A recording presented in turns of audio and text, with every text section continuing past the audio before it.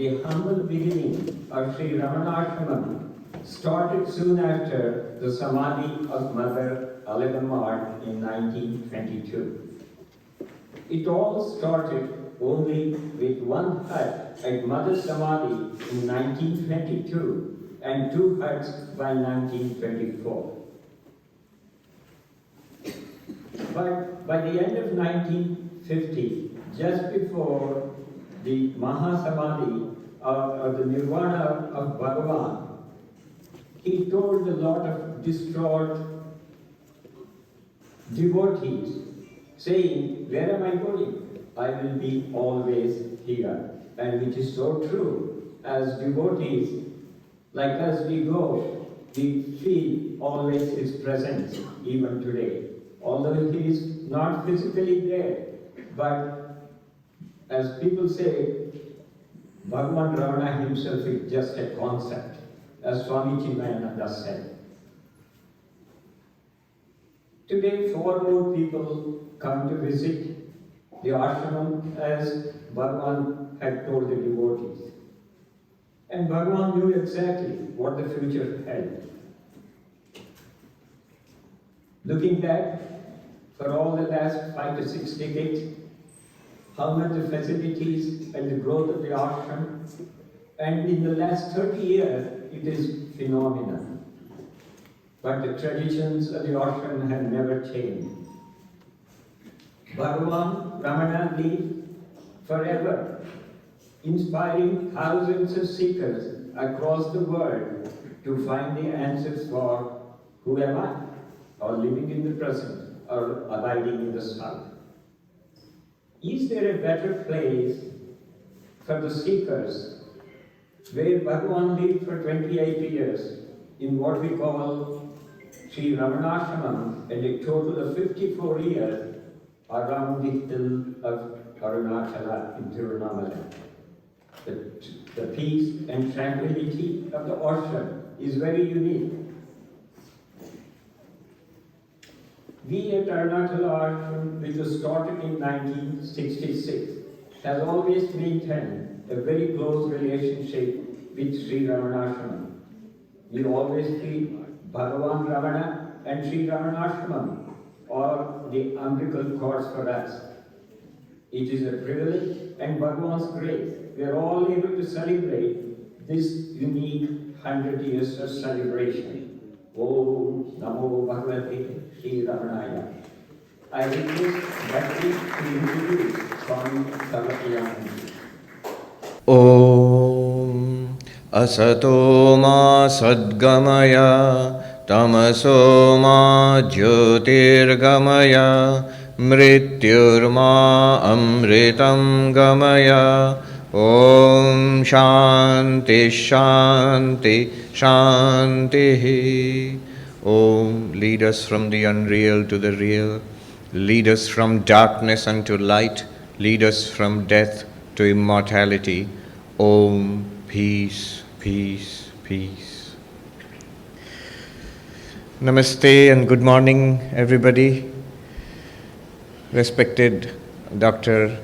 Anand Ramanan, respected Mohanji, other friends from the Arunachala Ashrama, authorities of the Hindu temple here, friends, devotees. It's an important occasion and I feel inspired and blessed to be part of it. It's like the blessings of Bhagavan Ramana. We are all blessed. See, the city is one of the largest cities in the world, and out of millions and millions of people, we have been called. It shows that, there's a saying that the grace of Ishvara, of Bhagavan, the grace of the Guru, and the grace of the scriptures is that when we have interest, when we respond to the spiritual call, this shows that we are really on the path. We are on the path to liberation, to enlightenment. I'm reminded of this nice little parable of the washerman and the diamond. See, there was a washerman, and you have to conceive of a washerman in India. So he found this diamond. He didn't know what it was. He thought it was a rock. And after the way of the washermen there, I mean, at least at one time, we have seen this. On the bank of river, they would take the dirty laundry and they would clean it, they would beat it on the rocks and they would scrub it. They would get it clean.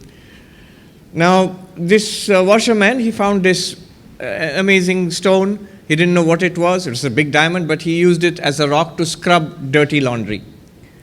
And in this way, his days passed. Difficult, poverty, hard work.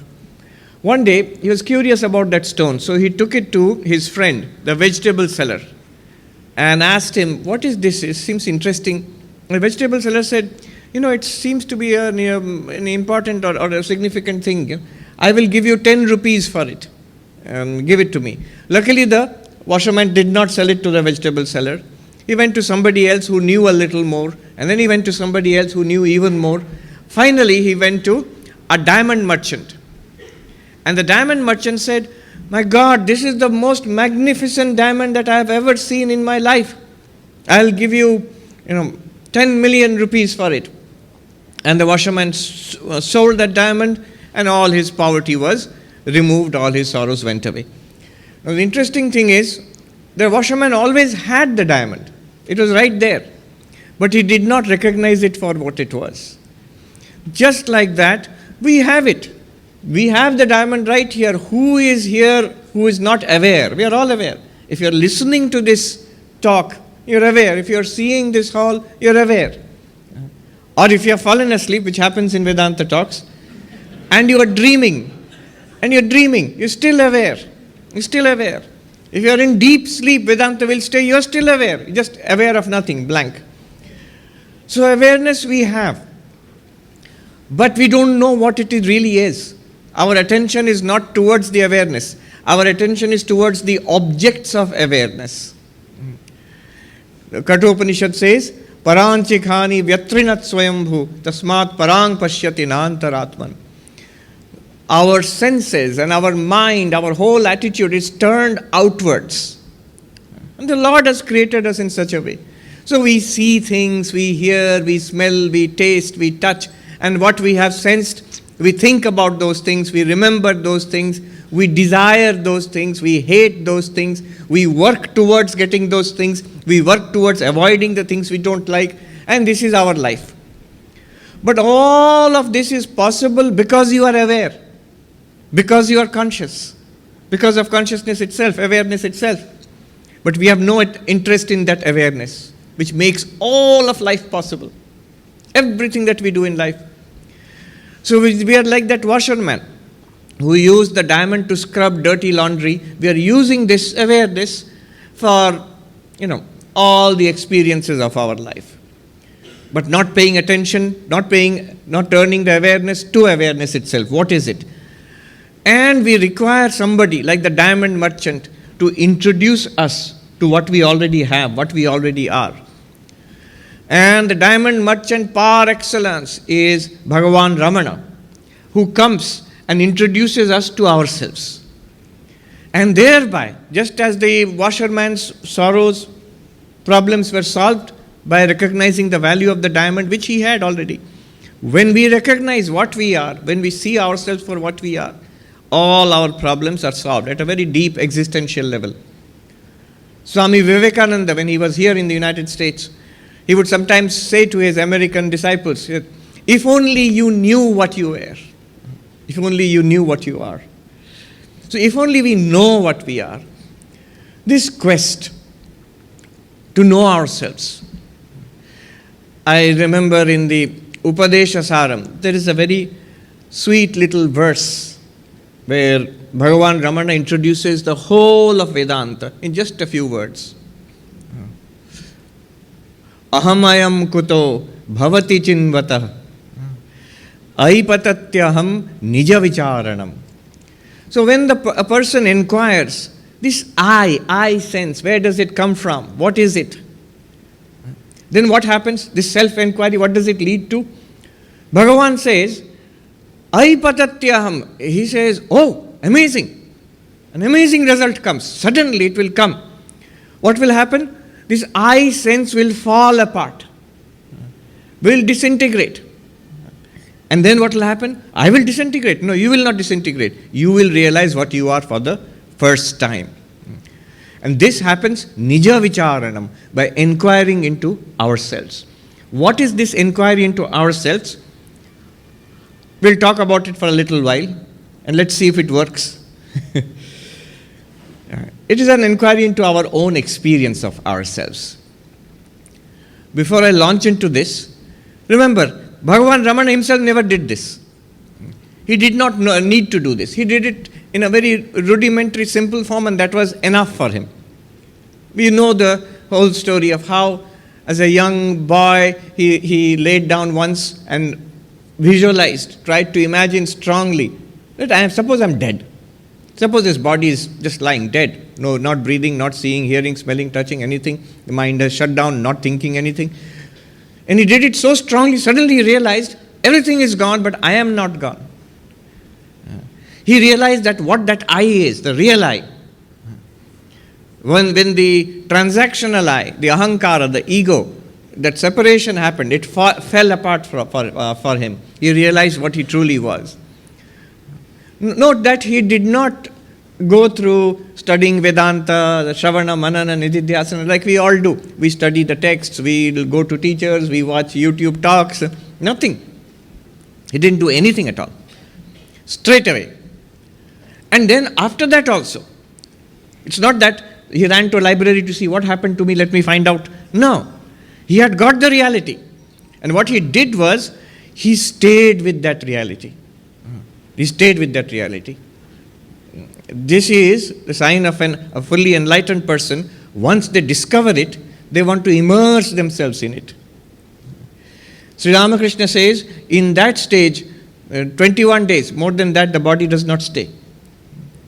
And there are, of course, different stages of this. It's an immersion, the highest samadhi in your real nature. And there are different stages. Vedanta speaks about 4 levels after enlightenment. Brahmavit, the knower of Brahman, the one who has realized I am Brahman. And then there is the Brahmavit Vara, a superior knower of Brahman, who has realized that I am Brahman and can immerse himself or herself in that reality which he has found and stay there in samadhi, completely oblivious of the external world. But after some time, that person comes back to an awareness of this external world. So there are these 2 stages, and these are not stages of the Atman. These are not even stages of the enlightened one. These are stages of the mind. So this is called Samadhi and Vyutthana. What Krishna was asked by Arjuna in the 2nd chapter of the Gita, that enlightened person, Sthita Prajna, how is that enlightened person in Samadhi? How is that enlightened person when he is not in Samadhi? Vyutthana, walks, talks, interacts. Then there is another level which is called Brahmavit Varyan, which means the person gets immersed in Samadhi and cannot come back by himself. So somebody else, we would often see this in the lives of Sri Ramakrishna, if you see the Gospel of Sri Ramakrishna Kathamrita.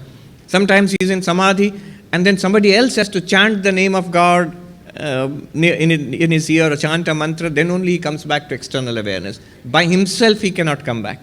The absorption is so deep. And then there is a final stage, Brahmavid Varishtha, also known as the Turyaga state, where the person becomes immersed in that ultimate reality and will not come back, neither by himself nor by anybody else's effort. And in that stage, for 21 days, if the body remains, then the body will go away, and that person, of course, has merged in the infinite, is the infinite, has realized. And remember, one thing to understand is, these are different stages of absorption of the mind. It's not that they are different levels of enlightenment. Once you are realized, you are Brahmavit, the same realization is there throughout. But the mind differs for different sadhakas. Except, Sri Ramakrishna says, in some cases, the Turyaga also, instead of the body going away in 21 days, by the wish of Ishvara, by the wish of the Lord, that one can come back again and be a great force for welfare to the world. If you notice in Bhagavan's life, after the enlightenment, he goes and remains immersed there. Day after day, week after week, month after month, body nearly went away. The termites bit into his leg. He was completely oblivious of the external world. So, I think this is one of those rarest of rare cases, where after that complete immersion, the highest Turiyaga also, he comes back again. And this is the will of Ishvara, of the Lord, and becomes this force which we are experiencing here. 100 years later, 100 years after the establishment of the ashrama, 100 years later here in New York we are experiencing. Across the world we are experiencing.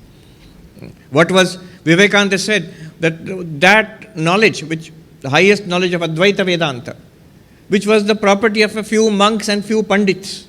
He said, I will take it and spread it across the world. That knowledge which was restricted to caves and mountains and forests, I shall spread it across the cities of the world. See now, because of the influence of Bhagavan Ramana, you see how everybody across the world, this is our common heritage, a spiritual heritage now. Now back to the diamond. So, as I said, we already have that diamond. We only need to notice it, appreciate it for what it is, and that will solve all our problems. How? Notice here that we are all aware. Just now you are looking at me and listening to me, you are aware.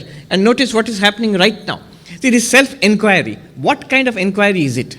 There are multiple methods in Vedanta. There is Drigdrishya Viveka, the analysis of the seer and the seen. There is the Pancha Kosha Viveka from the Taittiriya Upanishad, the analysis of the 5 levels of the human personality, more and more subtle, more and more inner.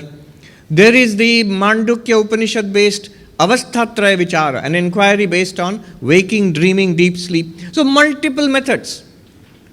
Sureshwaracharya, the great disciple of Adi Shankaracharya, he says that all these methods are there. And by whatever method a person comes to enlightenment, all those methods are welcome. See the liberal, completely liberal attitude, open to whatever may come in the future also. By any method you become enlightened, it is welcome. He says, all are welcomed. So these are many, many methods. And notice, Ramana Maharshi never used any of these methods. Neither did he learn them, nor did he use them. Directly, just a question occurred to him, and then he became enlightened. Notice also, when we talk about these methods, Panchakosha, Drigdrishya Viveka, Avasthatraya, a person who is enlightened, when that person turns the attention back to the reality, which is his own reality, they don't use these methods. These methods are used only for us, to acquaint us with the diamond, to make us acquainted with our real nature. Once we are acquainted with it, then you don't have to, if you are a Brahmagyani, you don't have to sit and do, what are you doing? Drigdrishya Viveka I am doing. You don't need to. Because the method has worked, you need not use it again. Sri Ramakrishna gave the example of, if one thorn is in your flesh, you take another thorn and pick out that thorn, and then throw both away. You don't keep the second thorn in your flesh next. So the method is also discarded. You know you are Brahman. It's absolutely clear and available to you now, all the time. The essential approach is this, in all the methods. Notice that you are aware now. You are listening, you are seeing. Now, look carefully. This awareness, because of which I am able to see you, and this same awareness, because of which I am able to hear, seeing you and you are hearing my voice, seeing and hearing, these are two different things. The experience of seeing is different from the experience of hearing. But notice that both are made possible by the same awareness. Did the awareness change? Did the consciousness change? No, the object of experience changed. Object of experience is seeing. I am seeing you now. This is an object of experience. The object of experience is hearing. I am listening now. I am hearing. The two objects are different. The objects of experience are different. Our experiences also are different. The experience of seeing is being arranged behind you. So soon you will have the experience of smelling and tasting and so on. But it is the same awareness which is now listening to the talk. Assent to it. It's a very, very simple fact. All of us we see it. We just have to notice it. Oh, that is true.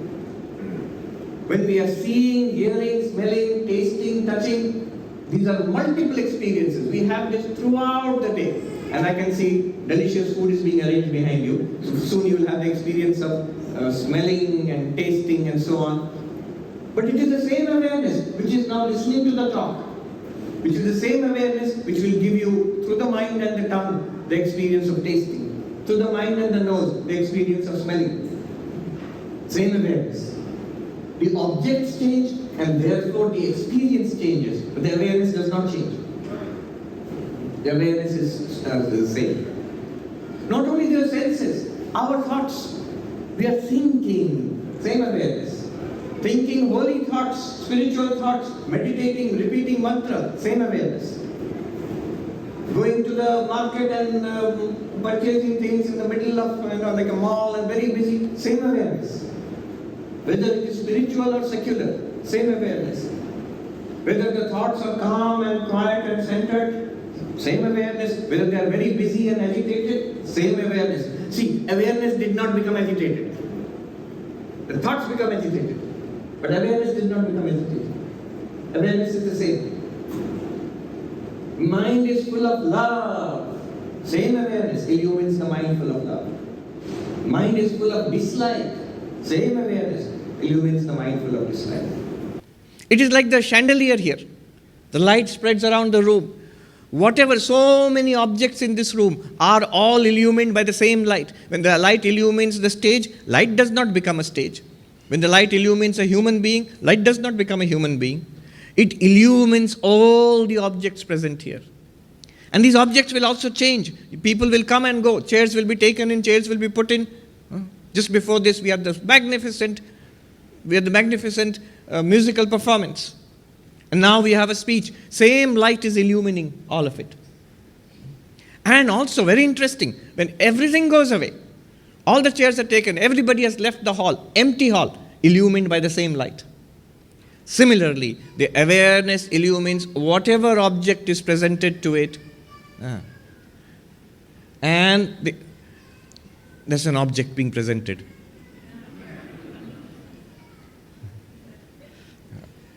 It's being illuminated. Just use it as an exercise. See? It is shining in awareness. Yeah. We will wait until the baby is gone.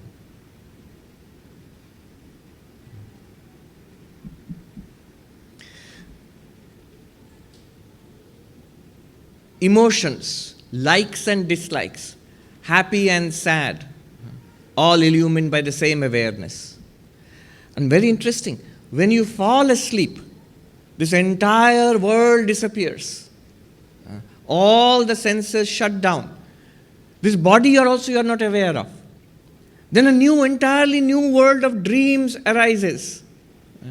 Different people, different place, different activities. Even there's a body in the dream, a different body. Which is imagined in the dream, but it feels real. And all of that, this extraordinarily different experience is illumined by the same awareness. Again, one must acknowledge this, not just assent to it. Okay, yeah, it seems to be right. But notice, yes, it's true. My whole world went away, including my body, including the time and space I was in. Bedroom, I'm going to sleep. That's gone from the awareness. And a new world has come in. Same awareness is illumining it. And then everything goes away. Deep sleep, same awareness is illumining it. So this awareness, which continues constantly through all our experiences, there's a name for this. This is called the witness consciousness, Sakshi. At this point, some may say, the common mistake to make is, so it's a very nice exercise that you have to witness everything, calmly watch everything. No. That is not what is meant here. That calmly watching everything, that's a meditative exercise. Now it is very popular, mindfulness meditation, which is good, which is a very good exercise, but it's an exercise. If you stop doing that exercise, it will go away. The mind, if you make it calm and observant, it's like a spring. You sit on it, it will be pushed down. The moment you let it go, it will spring up again. And that's why people who do those meditation exercises, and especially if you do it seriously over a long period of time, you will get a very calm and quiet mind, generally. But you will also be surprised and annoyed and disappointed. Why, after so many years of meditation, my mind is also restless? The very nature of the mind. But this is not what we are talking about. The awareness we are talking about, the diamond we are talking about, it's not the mind. It cannot be disturbed. Even when the mind is disturbed, that awareness which you are is not disturbed. So here is where I tell the story, one of the stories which I have repeated so many times, but it's worth repeating it again. So there was this man who went to a Swami in the Himalayas in India and said, I'll translate, he said in Hindi, मैं बहुत दुखी हूँ, I am very sad. And the Swami said to him, are you aware of your sadness? अपने दुख को जानते हो? Are you aware of it? Do you experience sadness? Of course I experience sadness. That's why I have come to you. I experience my misery. That's why I have come to you. I am miserable. I am experiencing misery. Then the Swami said to him, दुख को जानते हो तो तुम दुख के दृष्टा हो. तुम दुखी नहीं हो. If you are aware of your misery, then you are the witness of the misery. You are the light which is illumining the misery. You are the awareness to which misery is appearing. You are not miserable. You are not miserable. See, the light when it falls, as I said, light illumines the stage. It doesn't become a stage. Light illumines the podium. Does not become a podium. The light illumines the person. Light doesn't become the person. Nor does it stick to the stage or the podium of the person. When I go away, will I shine a little bit because I'm carrying some of the light away? No. When we all go away, will the hall become dim because we have taken the light away from here? No. The light just illumines completely unattached to what it illumines. Similarly, it's an example. Similarly, consciousness illumines all of it and it's not tainted by what it illumines. So if it's a lot of misery in the mind, consciousness does not become miserable. It reveals the experience of misery. It makes possible the experience of misery. It is true. We are miserable. We have that experience only because we are aware. We are happy only because we are aware. We are peaceful, disturbed only because we are aware. But the awareness is not miserable or happy or peaceful or disturbed. तुम दुखी नहीं हो, तुम दुख के दृष्टा हो. You are not miserable, you are the witness of the misery. Now this person went and thought for a while. If you think like this, you will immediately see the effect will be the mind will become calm, a little relaxed, little detached. So he came back and he said, आप सच कहते हैं, मैं बहुत शांत हूँ, मैं दुखी नहीं हूँ, मैं बहुत शांत हूँ. You're telling the truth. I am not miserable. I am very peaceful now. Immediately the Swami scolded him again. तुम शांत नहीं हो, तुम अपने मन की शांति की दृष्टा हो. You are not peaceful. You are the witness of the peace in your mind. Which is true. See, what happens is, it's a trap. Moment the mind becomes peaceful, the spiritual advice worked. Now I am very peaceful. But it won't last. It's the peace of the mind. The moment you go out that man goes back from the Himalayas back to Delhi traffic jam or whatever it is, the peace in the mind will go to pieces. He will think, in the ashram I was very happy, in the mountains, but here... No. That awareness which illumined the misery in the mind, that awareness which illumined the peace in the mind, that awareness which illumining the pieces of the peace later on when the mind becomes disturbed again, that awareness is not disturbed. That awareness has peace, is the nature of, very nature is peace itself, which cannot become restless, which cannot become disturbed. The Mandukya Upanishad calls that awareness Shantam. Not Shanta, not Shanti Maya or Shanti Purna, not full of peace or not pervaded by peace. It is peace itself. Choicelessly, you cannot disturb that awareness. Every disturbance is an object to you, the awareness. So this awareness, which pervades all our experiences, which makes possible all our experiences, which pervades our waking, dreaming, deep sleep, this is what you are. According to Vedanta, we may say that, I understand that, but I am awareness, also mind, also body, not also mind, also body. You are just awareness. Mind and body and the world are just incidental to you. They come like pictures in front of you. Like the screen showing various kinds of pictures. Like that it comes before you, the awareness. And what is part of that picture? This world. This body, this mind, this personality, all of those are pictures. They come before you. You are unaffected by it. You make this entire movie show possible. This is your nature. This is our nature as awareness. This is that diamond. Notice already the benefit of that. See, the real value of the diamond is in knowing that it is worth 10 million rupees. That's what the diamond merchant showed. The real value of this awareness, we know we are aware. It's not helping us. We have to be introduced to the value of this awareness. Look at the value of this awareness now. If I am just this awareness, not the body, then the characteristics of the body are not my characteristics. Old, young, body, not awareness. Birth and death, body, not awareness. Old age, disease, death, these are characteristics of the body or the pranamaya, but not of awareness. Awareness does not become, see, I am overweight, I need to lose weight, a big problem in New York. But I am overweight, who is that I? Is it awareness which is overweight? Can awareness be 80 kilos or 150 pounds, 200 pounds? No, impossible, that's ridiculous, you will laugh. So this shift in our identity, not this body, but I am this awareness. It's the body. I'm not denying that the body is overweight. I'm not denying that the body is sick. I'm not even denying that one day the body will die. These are characteristics and properties of the body. Keep them in the body. Don't take them upon yourself. One sadhu said, the trick to drawing benefit from Vedanta is this. Very simple advice. Jo jahan ka cheez hai Mahatma ji, usko wahin rehne do.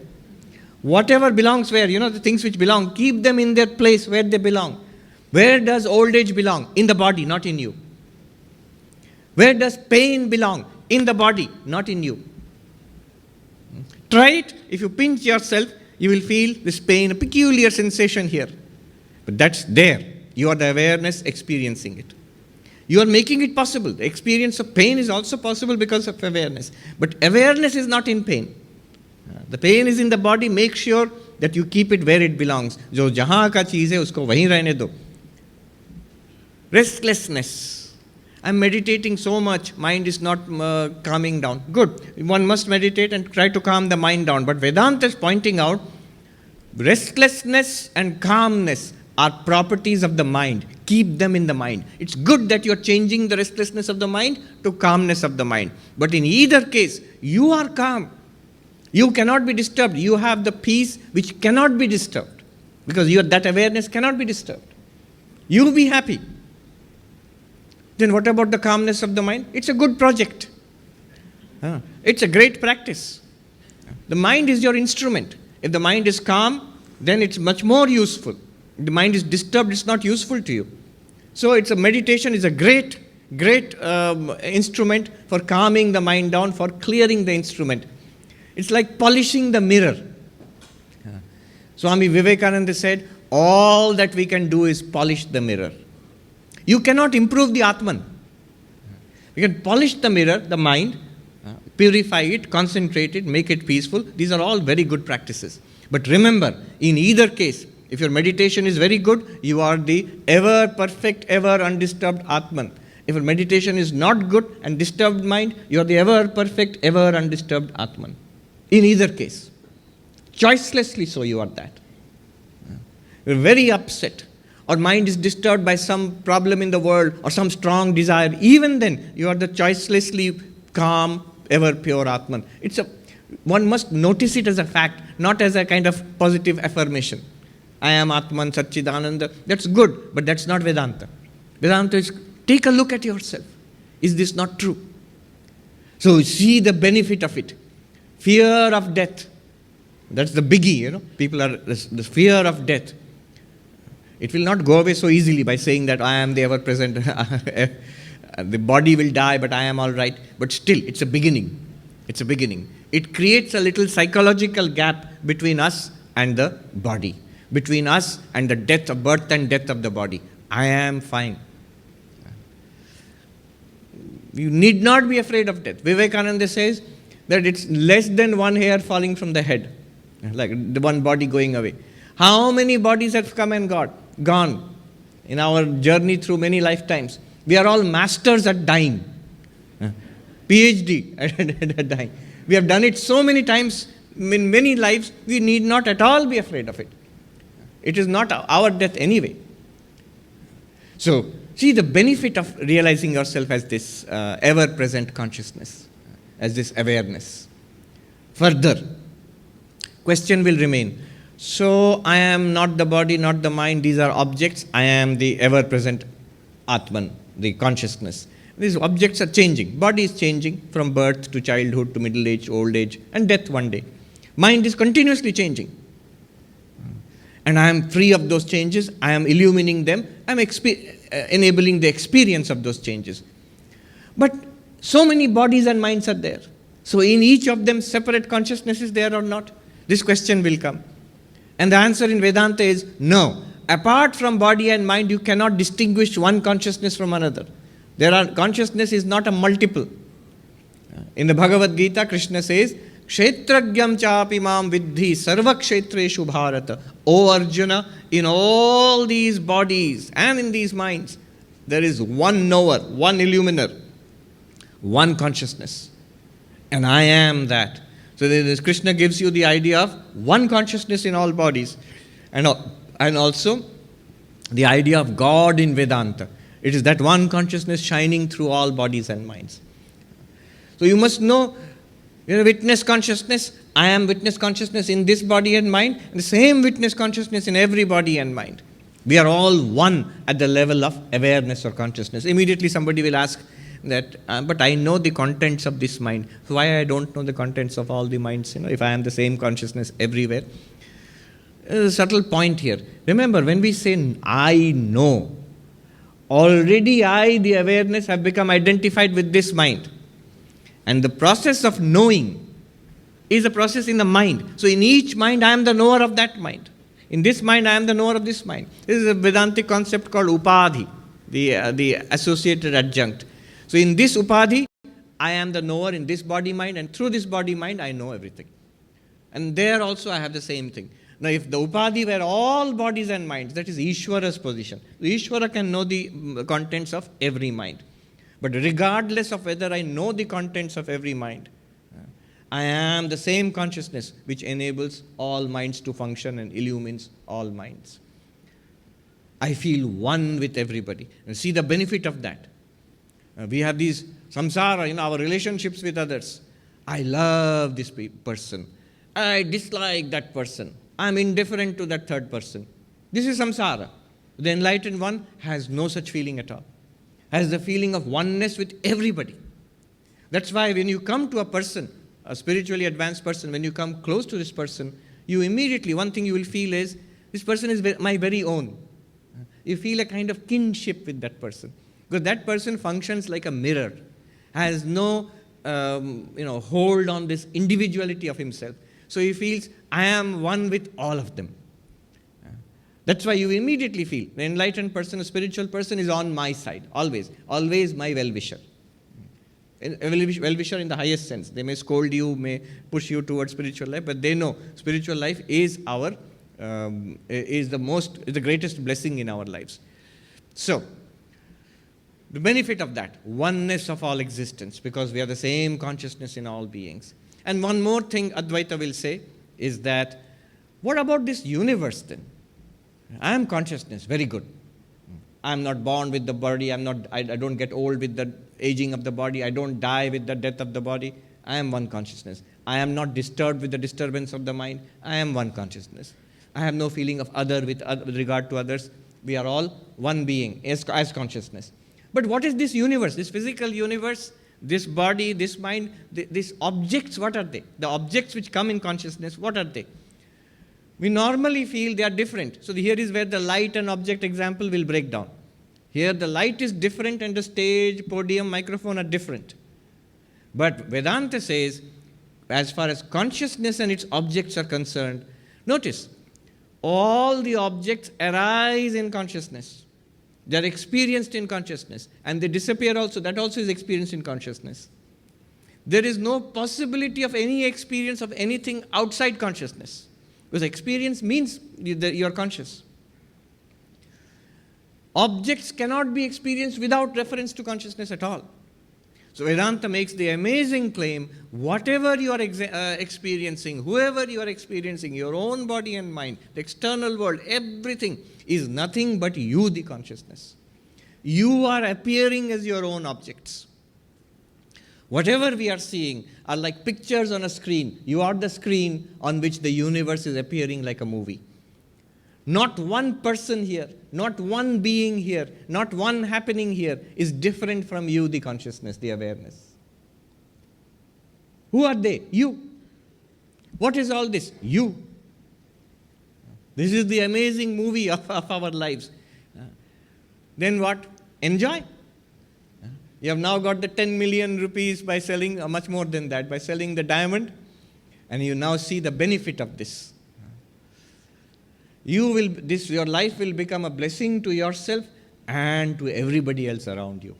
When you feel like this, when you realize this, and stay with it. The whole thing is to reflect upon it, to hear these truths again and again, to reflect upon it, and stay with it. Staying with it means also to try to act as if this is true, what we just discussed right now.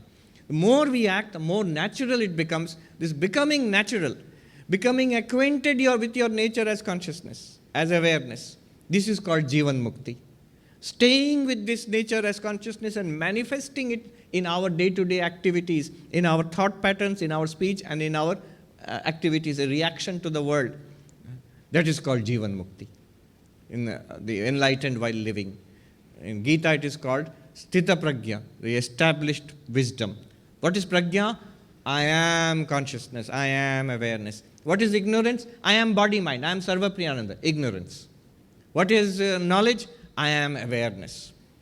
And the thing is, it's constantly present before us. It's not a new thing at all. This is the culmination of all religion and spirituality according to Vedanta. The highest truth.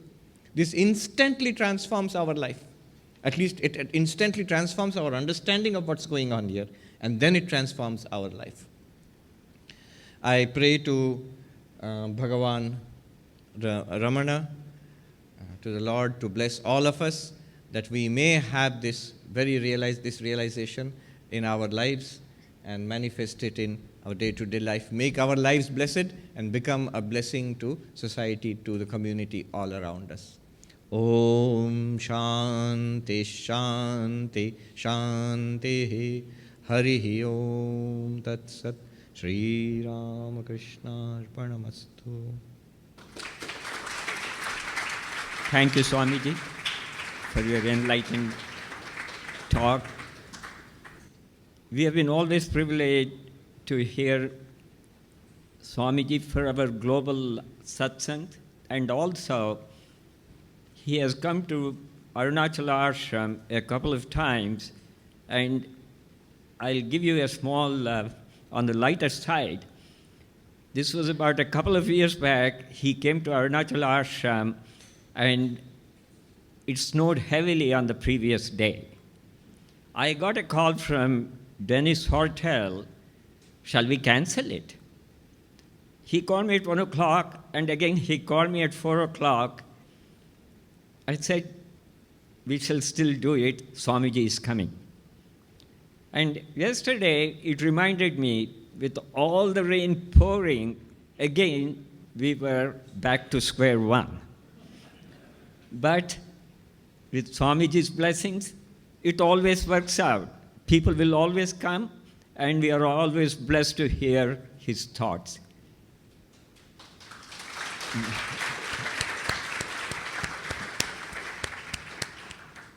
Now I request Dr. Anand Ramanan, President of Sri RamanaAshram, to give a few thoughts.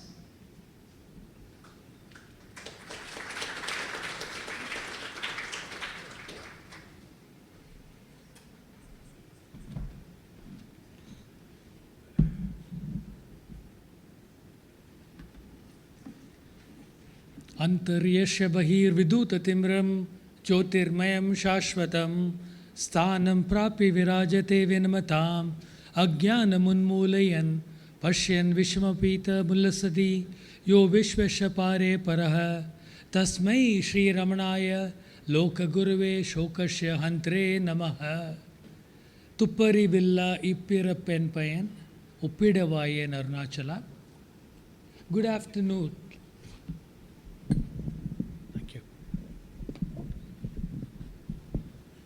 Good afternoon to all the mumukshus and to the blessed Atmans gathered here. I am so happy and privileged to be invited by Mohanji of Arunachala Ashrama and the other executive members of Arunachala Ashrama. And thank you for celebrating the centenary event of RamanaAshram in such a grand manner amidst all our devotees. For an organization is only as strong as the sum of its parts. And I'm always proud to say we have some of the ripest spiritual minds that can ever exist anywhere. And thank you for carrying on the legacy of our Arunachala Bhakta Bhagavata and Dennis Hartel with such dedication and devotion. Swamiji, it's a privilege to have you amidst us today. Your deep knowledge, unflappable calmness, intense bhakti, and rare humility have made you the perfect messenger for the lofty teachings of Sanatana Dharma to prevail everywhere. I've had the privilege of listening in silence, in late night, your discourses online. And probably I've interacted once with you over the Zoom, but this is the first time. And it's a great privilege to meet you in person as all of us. And as he said in his talk, when you see such a ripe person, it just brings a fragrance to the whole gathering. And your presence today is the highlight of this event. And I mean it reverently.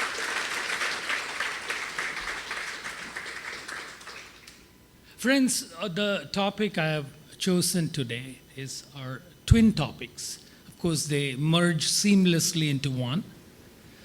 The purpose of Bhagavan Ramana's incarnation and why he is the greatest spiritual teacher. And I will refer to Sri Ramana Maharshi as Bhagwan, as we all know him that way. And Bhagwan is the incarnation of Dakshinamurti and Adi Shankara. Friends, I'm not making this up, being his great-grandnephew or the president of the ashram. I'm going to quote Bhagavan Ramana himself. And there is an invocation sloka composed by Bhagavan himself in the Tamil translation of Shankara's Dakshinamurti Shotram. And I promise you this is the only one I'm going to read. I'll just read the translations going forward, as I know you're all hungry. So it reads, Mannuva Munivar Shanti Mannave, Tenmuka Murtiyai Tigazhந்து Monamam, Thannillai Tigal Ita Tudiyir Tanmayam, Sonnava Shankaran Tunnum Ennule. And the meaning is, Shankara, that's Lord Shiva, who appears as Dakshinamurti to grant peace to the great ascetics who revealed his true state of silence and who expressed the nature of the self, in this hymn abides in me. And similarly, Bhagavan's invocation sloka for his Tamil translation of Adi Shankara's Atma Bodham, I'll just read the translation. Can Shankara, the enlightener of the self, be different from one's own self? Who but he does this day abiding as the inmost self in me, say this in Tamil language. So, friends, we see that Bhagavan in his own Chas Tamil declares that Shankara and Dakshinamurti are nothing but manifestations of one's own self, and that it is Shankara himself abiding in him as Ramana Maharshi, who composed the Tamil translation of his Sanskrit works. The purpose of Bhagavan's incarnation was to restore and adapt the ancient path of Atma Vichara or self-inquiry to the modern conditions. In ancient times, it had been a path, as Swamiji said, for serious seekers to go into caves and spend their whole lifetime there and in constant meditation. It was reserved for a heroic few who could strive in solitude, withdrawn from the world, in constant meditation. Now, as we expect, this practice therefore became increasingly rare over time and almost disappeared. And what Bhagavan did was, he restored it in a new form by combining it with Karma Yoga in such a way that this could be used in the conditions of the modern world, since it requires no ritual or outer forms of worship. It is in fact the most ideal method for the needs of our times. And here are Bhagavan's own words in verse 8 of his devotional hymn to Arunachala Navamani Malai, declaring the purpose of his descent on earth. And again, as we know it, Bhuvikul, all the people who know the Tamil Parayanam, it starts with Bhuvikul, and I will go to the translation. I was born in the holy Tiruchuri, the seat of Bhuminadeshwara, renowned throughout the world, to the virtuous Sundara and his faithful wife Sundari, in order that Shiva, the absolute consciousness, might shine forth and the self flourish, and that I might be rescued from the misery of the world and the snares of the despicable senses. The Lord of Red Hill, Arunachala, raised me to his state. This is a very affirmative statement by Bhagavan.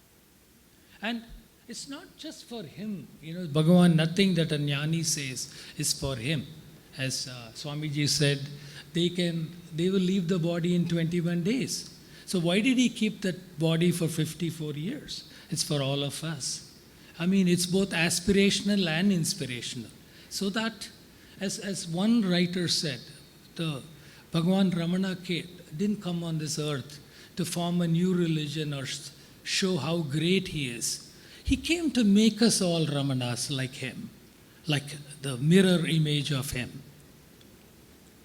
So, now I'm going to go to his life, the essence of his life, and this whole life actually, Atma Vichara or self-inquiry.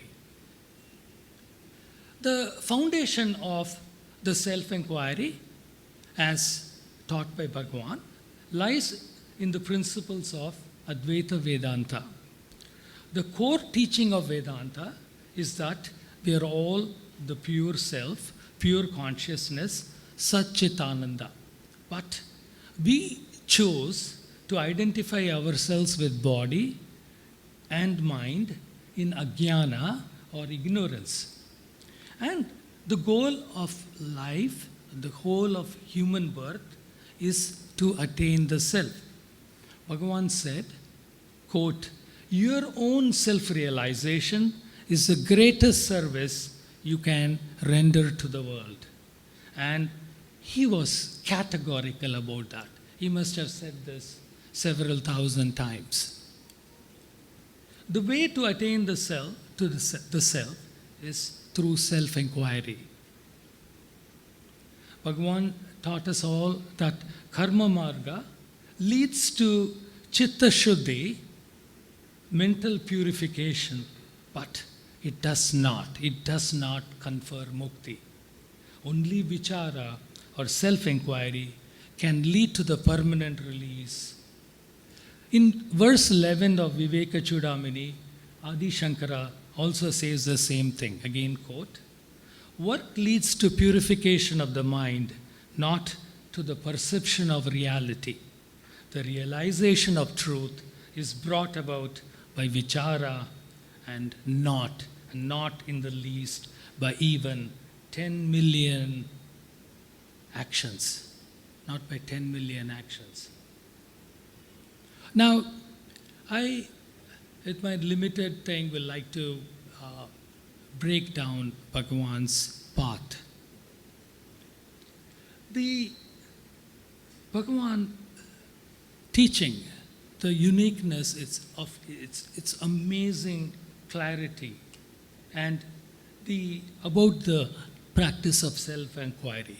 And anything he would turn the devotee back to self-inquiry and bring it within the grasp of the understanding of even the common folks.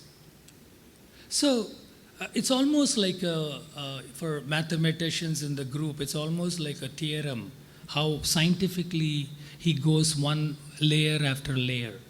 So the first is, he relentlessly brought our attention to the I thought.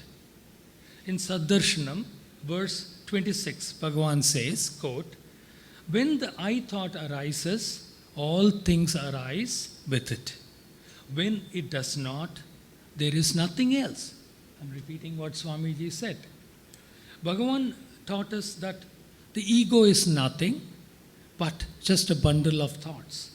And at the root of which is the I thought. In deep sleep, when we are egoless and thought-free, there is bliss and harmony.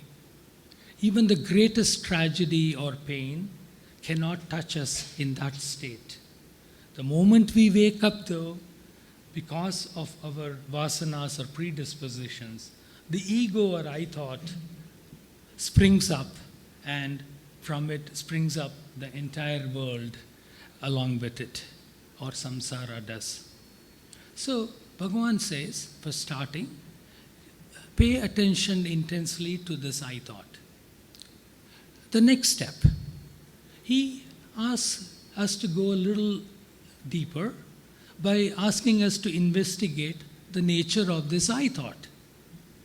Again, to quote Bhagavan from Upadesasaram, verse 18, he says, "Thoughts alone make up the mind, and of all the thoughts, the I thought is the root thought, is the root.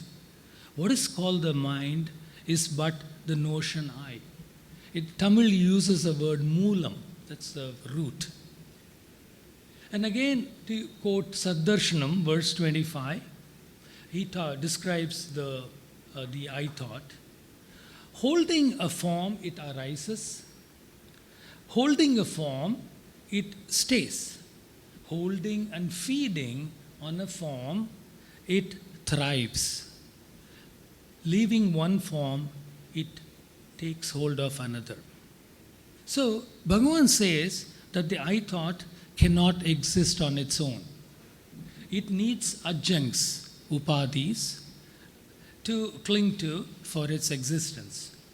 These adjuncts are names, forms, likes, dislikes. If we strip these adjuncts, there is nothing for the I to feed on, because this is the energy that the I thought gets on. We give it energy, we give it life. So this gives us a clue as how to conduct vichara. So we should starve the I thought of all its props. Coming to the third step. Third step is exactly that, to isolate the I thought to its pure form. Bhagavan calls this aham vritti. The way to do this is by abhyasa and vairagya. So Swamiji said we have to do repeated practice. We'll keep slipping into ajnana, but hey, so what? We'll go back again. Because as Bhagwan said, we are all dheerans. The biggest quality a spiritual seeker needs to is to be a dhira, to be fearless and to be persistent. And so, and again, all scriptures also exhort these values. These are the values. If somebody succeeds in spiritual practice, they exhibit these two qualities.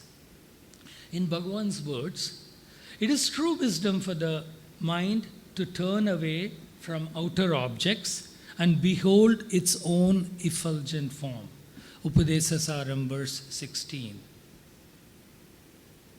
Coming to the fourth step, we are going to scrutinize the nature of the I thought, which now we have successfully isolated, and discover that it's the greatest imposter that has ever been created, because it never existed.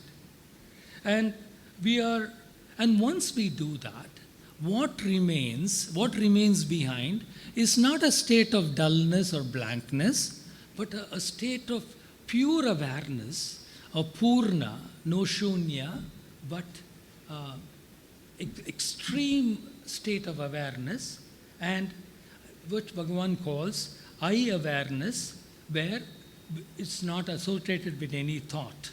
And the word Bhagavan uses for it is aham spurana, aham spurana. Bhagavan's words again from Upadesasaram 17. When unceasingly the mind scrutinizes its own form, it will see that there is no such thing as the mind. This is a direct path, open for all. Open for all. This is Bhagavan's own words. This is a revolutionary declaration, emphasizing the uniqueness of Bhagavan's teachings. Bhagavan declares that the mind as we know it, or I, as we conceive it, are figments of imagination with no basis in reality. Coming to the fifth step, please stay with me, is to go a little deeper again, to search for the source of the spurious I thought or mind.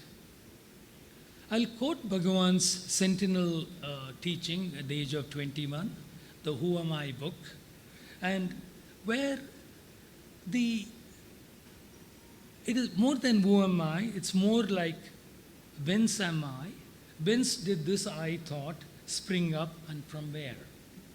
And again, to quote Bhagavan, when one turns within and searches whence this I thought arises, the I vanishes and wisdom's quest begins.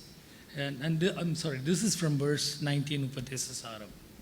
And in Saddarshana, verse 29, he says, cease all talk of I and search with inward diving mind whence the I thought springs up.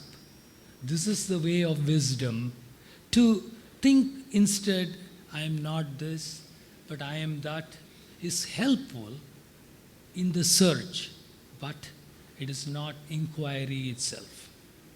And again, now it leads to the final step, and that is to find then what is the true I. And Bhagavan says, trace it back to the seat of the Atman, the Hridayam, and merge in it. That is the next verse of Saddarshanam, verse 30, quote, when the mind turns inward, seeking who am I, and merges in the heart, when it merges in the heart, then the spurious I bows its head in shame, and the true I, the one I, appears as itself. Though it appears as I, it is not the ego, it is reality, perfection, the substance of the self. This is aham bodham, aham bodham. For this last step of attaining samadhi in the heart to bear fruition, we need one important gift, the grace of the Guru. The grace of the Guru. We can strive along the path with complete earnestness, following its steps sincerely, but we must wait patiently for the final consummation of the mind and the heart by invoking the Guru's grace, by being worthy of the grace. And with the Guru's grace, we finally reach or become the real self, the heart, the Satchitananda, Brahman, eternal awareness, consciousness.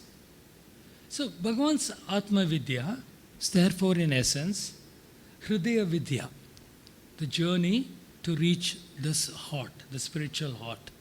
It is the direct path that Bhagavan laid out for those who have the courage and the single-pointed determination to attain self-realization in this birth, not for the next one or the one next, this birth. And having the knowledge, why not? It's just a question of our sincerity and just our determination that will eventually lead in all of us getting that state. Marga Arjavat in Bhagavan's words. As sincere seekers and devotees, we all know that following his teaching is the most practical way to also lead a harmonious way, since it attacks all the problems at their root, the I thought. By the inquiry, who am I, or more precisely, whence am I, we stop identifying ourselves with the body and mind and turn inwards and find and merge with the true self. As Swamiji said, we then love everybody. There is no hatred, there is no jealousy, there is no room for the small I. We are happy at everybody's success. So we also, in reality, lead a beautiful external life while continuing this inward journey. That's the beauty of Bhagavan's and the Vedantic life.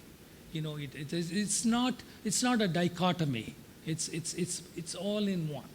So as we go along, we better become humans too. Bhagavan also, as we all know, was always positive, no negativity about him. And he never denounced other paths such as seva, japa, dhyana, or puja. But he encouraged everyone to add self-inquiry to these practices.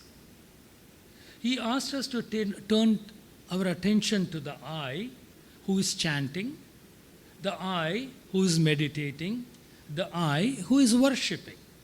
That is his direct path.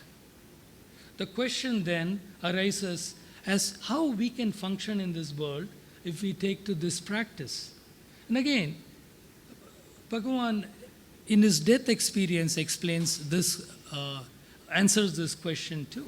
He says, other thoughts might come and go like various notes of music, but the I continues like the fundamental Shruti note that underlies and blends with all other states. It's state of Turiya, which underlies all the other states. And Bhagavan, in fact, uses the word Turiya Atita. We have to even go beyond Turiya. And so, all we have to do is to keep our focus on the fundamental I note while carrying on our prarabdha, the karmas we perform in this world. This way, the work allotted as per our prarabdha karma gets discharged naturally and efficiently.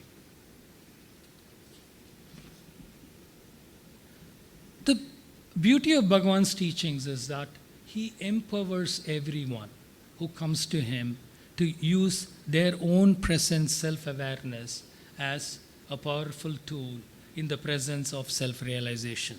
As Swamiji said, we are all carrying $1,000,000 diamonds within ourselves. So that is the energy what Bhagavan used, and thus turns our attention to it and makes us realize that. And because his experience was anubhavam, experienced directly, he emphasized the focus was not less on theory and completely on anubhavam, on practice, or the experience of the truth.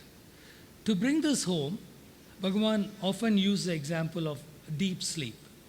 By drawing our attention to deep sleep, Bhagavan always used to bring our attention to the state of bliss that is the experience of all of us. And he used to describe the state, how we should be, he used to describe that state as Jagrat Shushupti. It's like we should all be in the world like a dream sleep. Dream awake. Maybe I'm quoting, yeah. So we are awake, but we are in the deep sleep state. That's how we go about our lives. The ultimate human goal is to try to replicate the experience of the waking state. So he brings the difficult to comprehend philosophical concepts like self-realization within the realms of experience and understanding. Again, to quote him, he says, in a dark room with no light, are you not aware that you exist? So that is the self-luminous nature of the awareness, that it is self-effulgent. We don't need external lights to know that we exist. And yes, sure.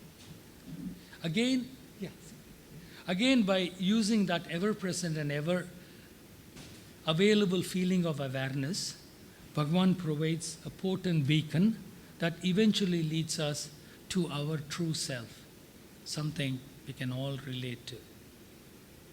Friends, I meet many teachers of Vedanta in the ashram. That's one of the highlights of my the service. And wherever I go, the universal feedback is that Bhagwan's teachings represent the saram or essence of all our scriptures. Following his teachings allows us to taste the sweetness of the sugar inherent in Vedantic knowledge. As I outlined above, the sweetness of bliss is inherent in ourself and in our own heart. We don't have to go, we are all Kuberas, as Kunju Swamigal said. We are the richest people on this earth. Once we even get a small taste of this bliss inherent in us, we will stop looking outside, externally, for any fulfillment. The search is over. We have come home. In talks with Ramana Maharshi, Bhagavan says this beautifully. Quote, the mind being so long as a cow, accustomed to grazing on the neighbor's field, he compares the mind to that because it's used to going. There is beautiful grass in its field, but it loves going out and chopping off the grass in the neighbor. So the keeper of the cow tempts the cow with luscious grass and fine fodder. Now she will refuse it the first time, then takes a bit, but her innate tendency is still to stray away, and it will keep asserting itself periodically. But when the cowherd is persistent and repeatedly keeps feeding the cow luscious grass, over time she accustoms herself to this stall. Finally, even if you don't lock this cow, it will not go out. Similarly, it is with the mind. once it finds the inner happiness, it will not wander outward. The path is of course arduous, but it is made simple and more importantly joyful by His grace, which is eternal. The grace is eternal. It's still flowing. Bhagavan was never the body. He shines within all of us as our inner guru. More than 70 years after his samadhi, devotees increasingly from all over the world continue to feel his living presence. Now as then, he guides anyone who approaches him. To all who seek, he is here. Now I'll go to the second part of the topic, but which is just a little bit of the first part. Why he is the greatest spiritual teacher. Saints and sages who are the most normal people we know and who prefigure the evolutionary possibilities of the race fill us with deep joy, for they are faithful photographs of our own innermost selves and the patterns of the future outward perfection of all mankind. And as Swamiji said, they are like mirrors. They show us what we are. Sri Ramana, who's just clad in kaupina, had the air and the authority of a royal emperor. And his name still has the news value of a cinema star. When Kavyakanta Ganapati Muni, the great Sanskrit scholar, was living with Maharshi in 1908, he describes a phenomenon he observed. Something like a meteor appeared at dawn, touched Maharshi's forehead, retreated and came back and touched him 6 times. Again, as we all know, on that fateful night of April 14, 1950, when Maharshi cast off his body, a bright meteor shooting over the ashram was seen by all and sundry all over southern India. Similar phenomena, flashes of light, visions, miraculous healing, had often been reported to Maharshi, but he brushed them off aside or gave simple and natural explanations of them and warned people not to think of such odd happenings, but to pursue the grand aim of self-realization, which is the biggest miracle, the biggest siddhi of all. In many books which describe his life and teachings, we get a wealth of views and varied views and impressions whose variety reflects the differences of several writers and the freedom of approach which Bhagwan not only permitted but welcomed in his devotees and disciples. His daily actions were the ultimate lessons in spirituality. To a question of the relationship between karma yoga and nishkama karma, he did not answer, but he kept polishing a wooden stick that was found, and in the manner of a Zen master, without uttering a word, he walked up the hill, picked up the stick and gave it to a shepherd boy who was roaming around having lost his stick. Then he said to the questioner, quote, "The making of the walking stick is karma yoga. The gift of it is nishkama." The sage did not make it or take it for himself. Similarly, we all know the making and eating of an appalam served as an allegory and a sacrament. He taught the most highest Upanishad truth in just the making of appalam, the papad. Apart from his spoken, acted, and written teachings, the simple human friendliness of Bhagavan showed the utter saulabhya, the easy accessibility of the ultimate truth when it graciously chooses to embody a human form. Bhagwan was not merely a yogi or a teacher or a saint. He was a seer, a being comprehending and transcending all these other categories. And he succeeded in being a friend of everyone, sinner or saint, prince or peasant, old or young, learned or ignorant, man or woman, cow, donkey, monkey, or peacock. Hundreds of quite ordinary visitors to the ashram were treated like intimate friends by Bhagwan, who took the most sympathetic interest in all their personal affairs. The train they came in, the food they ate, the marriage and deaths in their families, the appointments and promotions that occurred in their families. No one felt that she or he was unimportant or unwanted. Harijans were no less welcome than learned Brahmins to this charmed circle. To all he taught humility, without humiliating any, as he taught self-surrender without loss of freedom. He taught self-surrender without loss of personal freedom. If the good teacher is a friend who joins you where you are on your spiritual path and leads you up from that point to the mountaintop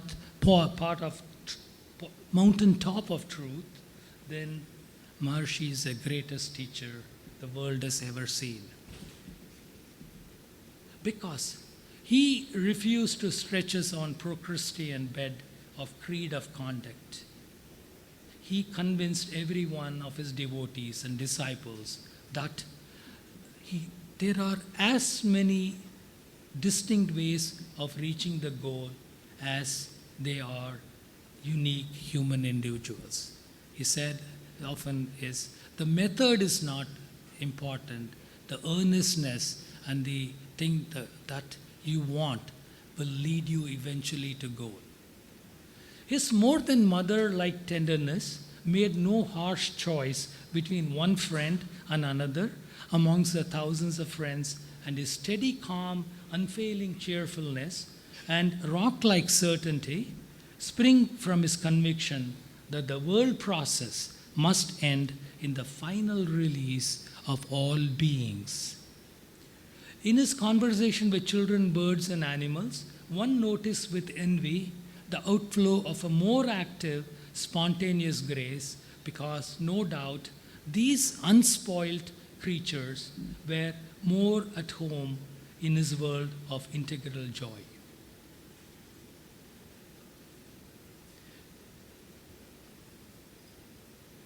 Bhagavan, like a scientist, has invented and left behind for the scientists following him a technique of self-analysis which renders easy and aseptic that essential operation which destroys the mind and releases the spirit from its entanglement with the world and flesh. To quote B.V. Narasimha, his method is practical and scientific. He brings no supernatural power and demands no blind religious faith. The sublime spirituality of Maharshi's atmosphere and the rational self-questioning of his philosophy find but a faint echo in yonder temple of Arunachala. Even the word God is rarely on his lips. He advises, nay, warns every seeker not to set sail in the dark, debatable waters of wizardry in which so many promising voyages have ended in shipwreck. He simply puts forward a way of self-analysis which can be practiced irrespective of any ancient or modern theories and beliefs one may hold, a way that will finally lead man to self-knowledge.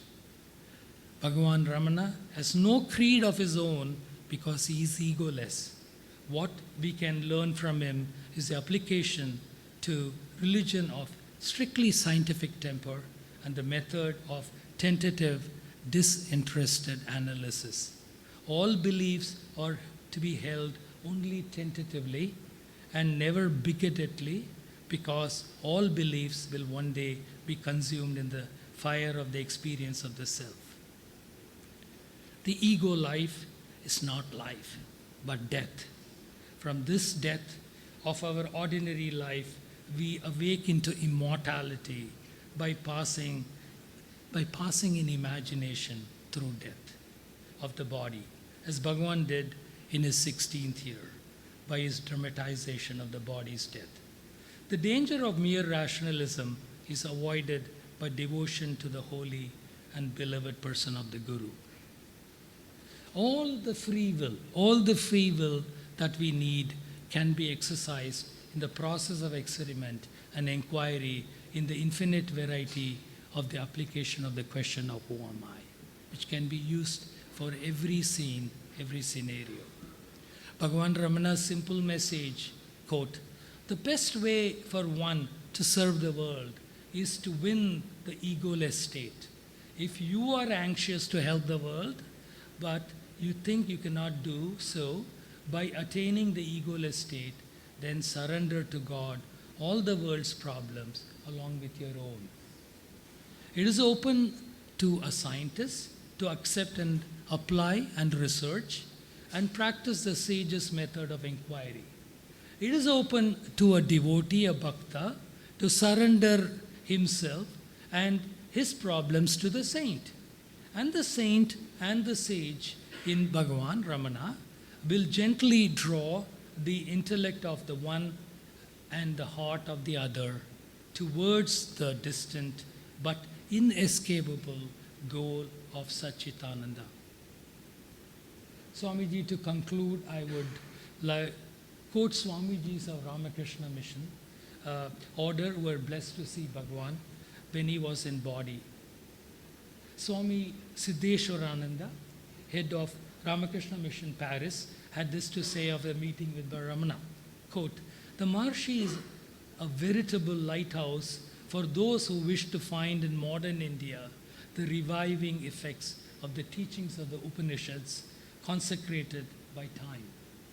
Swami Rajeshwarananda, a sannyasi of Ramakrishna order, and who we Bhagavan devotees need to be really grateful for. He edited the first journal of, along with Swami Chinmayananda, the journal of the ashram, the Call Divine, for the first 12 years of its existence.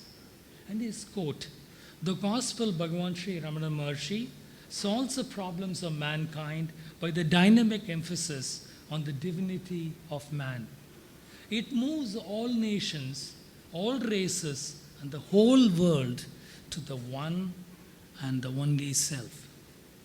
Swami Ranganananda, for your personal connection, and the 13th president of Ramakrishna Mutt, and some of Bhagavan devotees know during a symposium, he admonished ego by saying, "Ego, go." And that was his order to marching orders to the ego. But to quote today, he said, "May all of us be worthy of this tremendous spiritual dynamo who enters our heart even without our knowing it."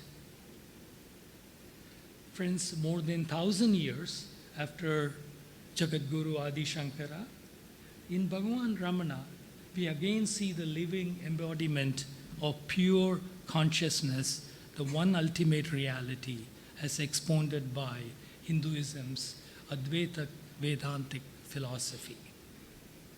Like I always do, I like to end on a light note. In Sri RamanaAshram, Bhagavan's ashram, is the only place in the world where a devotee can work seamlessly towards two completely unrelated degrees in the external world, but who are interconnected in the spiritual world. And the degrees I'm referring to today is getting an MBA and an MD MBA and MD. Well, the MBA I refer to is the mind-body alienation, and the MD is mind dissolution. Bhagavan helps us to alienate the mind and the body first, and once we are ripe, he guides us towards mind dissolution, the ultimate goal. May we all succeed in acquiring both degrees with distinction in this lifetime, is my prayer to you. And, Om Namo Bhagavate Sri Ramanaya. Thank you for your attention.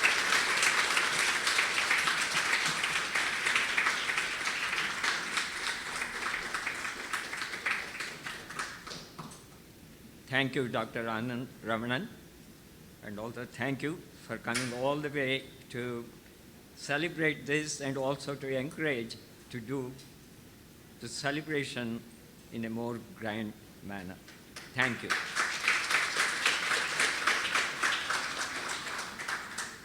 I request Swaminathan to speak a few words about the Arunachala Ashrama.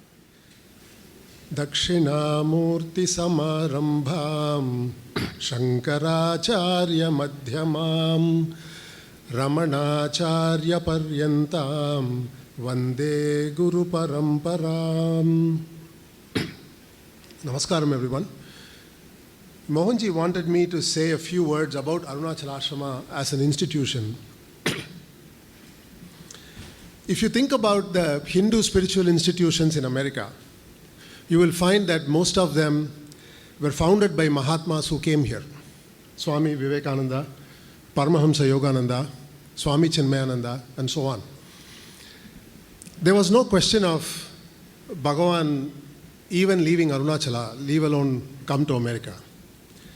And of course, Bhagavan did not institute a monastic succession order. He, as the Guru, is present always. So Arunachala Ashrama was founded by a man who defies expectations. Not only in that he was not a sannyasi, he was a householder, yes, but also he was not the sort of majestic personality who would go into another country and found another institution. In fact, those of us who knew him, he was a very rustic man to the core, from one of the most rural parts of Bihar in India. He was hardly the kind of personality that you would find. But what he really had was boundless devotion to Bhagavan and a lot of Bhagavan's grace. And all it took was a simple suggestion from Arthur Osborne in India during one of his trips for him to come and start a satsang, if you will, here in America.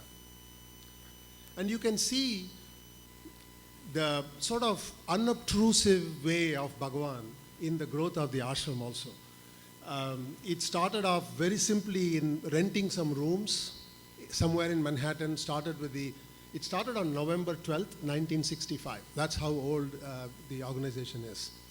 At the American Buddhist Society, renting a room. They were renting rooms for a few years. They were renting a storefront for almost 17 years, I think, before moving on to small houses and then eventually to this current location about 18 years ago. But if you look at this path, there was never a moment where there were fundraisers, for example. It was never done and it will never be done. Bhagavan will provide whatever is needed and whenever it is needed. That is how the ashram has been all this time. And I think in some ways it mirrors the growth of RamanaAshram itself, from Bhagavan being in Patala Lingam and Gurumurtam and Virupaksha and Skandashramam and so on to the present location. And of course, we are gathered all here to celebrate the centenary of that great event of founding the ashram. Bhagavat also ensured that the ashram is run in a manner that is befitting to Bhagavan. It is meant to be a place where sincere spiritual aspirants can come and deepen their practice in the light of Bhagavan's teachings. It is not, in general, except for occasions like this, we generally do not have cultural programs or lectures. The focus is practice. Arunachala Abhyasa Ashrama, Bhagavat would say. That is what is meant. And Bhagavan himself is the teacher there.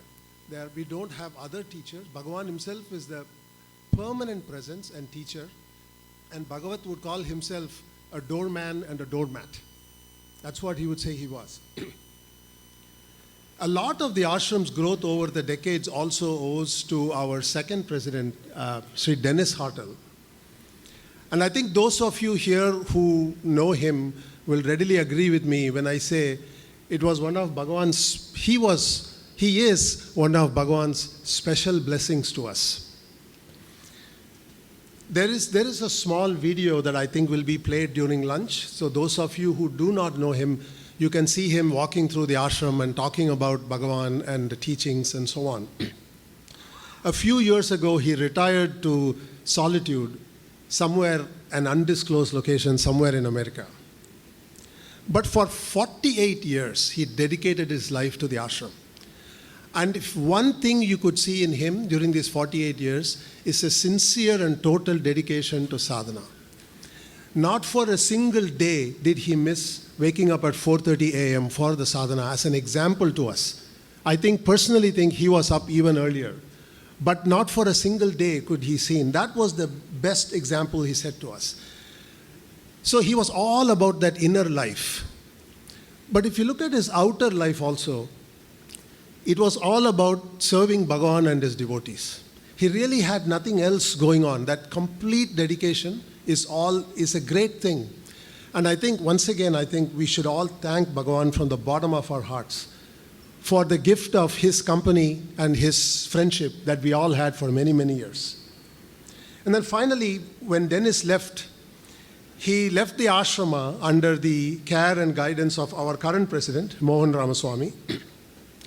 Dennis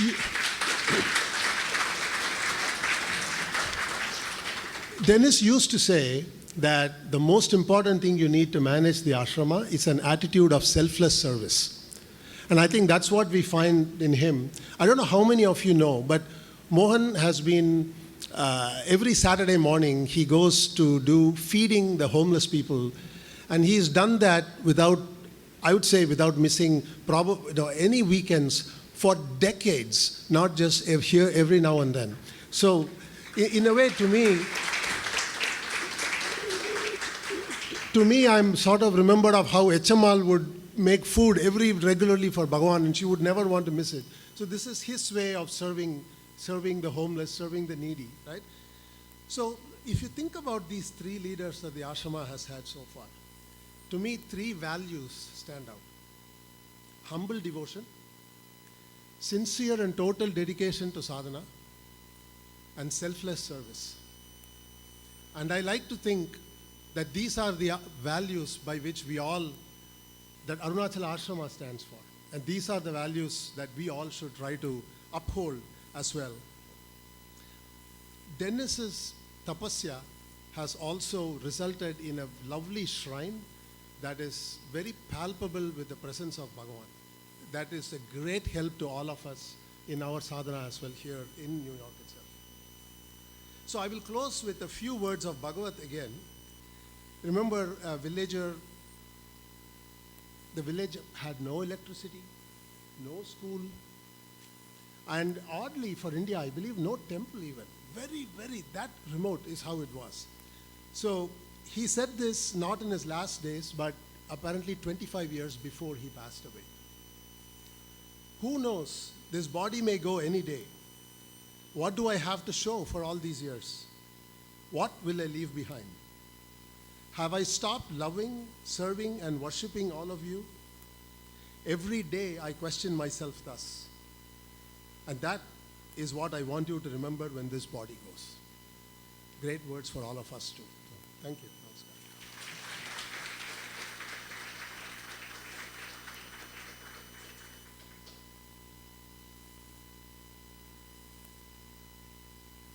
Thank you, Swaminathan.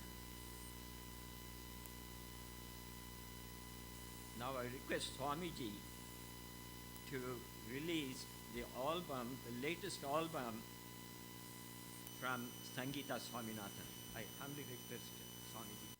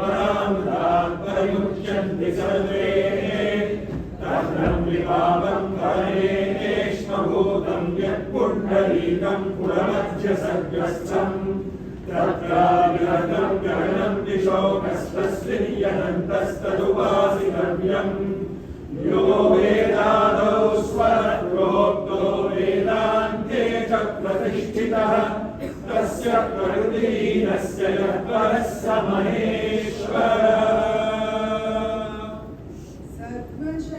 सर्वशक्तियुताय सर्वसमभावाय